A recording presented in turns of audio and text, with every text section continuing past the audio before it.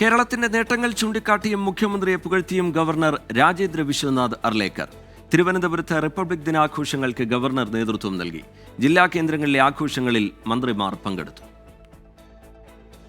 വിപുലമായ ചടങ്ങുകളോടെ സംസ്ഥാനത്തും റിപ്പബ്ലിക് ദിനാഘോഷം.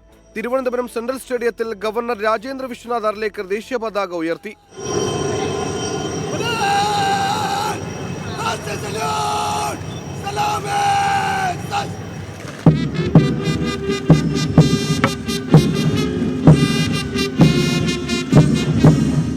സാക്ഷരത ഉൾപ്പെടെ കേരളത്തിന്റെ നേട്ടങ്ങൾ ചൂണ്ടിക്കാട്ടിയായിരുന്നു ഗവർണറുടെ റിപ്പബ്ലിക് ദിന പ്രസംഗം. വികസിത ഭാരതത്തിന് വികസിത കേരളം യാഥാർത്ഥ്യമാകണം.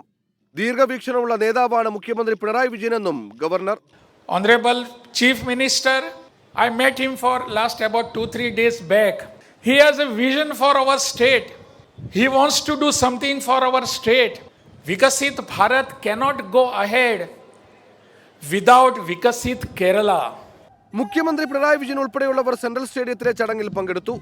സേനാ വിഭാഗങ്ങളുടെ പരേഡ് അണിനിരന്നു. വിവിധ സ്കൂളുകളിലെ വിദ്യാർത്ഥികൾ ദേശഭക്തി ഗാനം ആലപിച്ചു.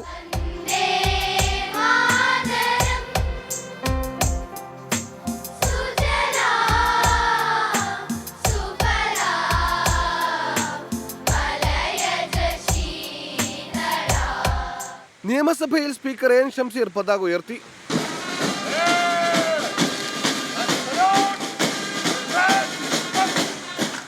ജില്ലകളിലെ റിപ്പബ്ലിക് ദിനാഘോഷങ്ങൾക്ക് മന്ത്രിമാർ നേതൃത്വം നൽകി.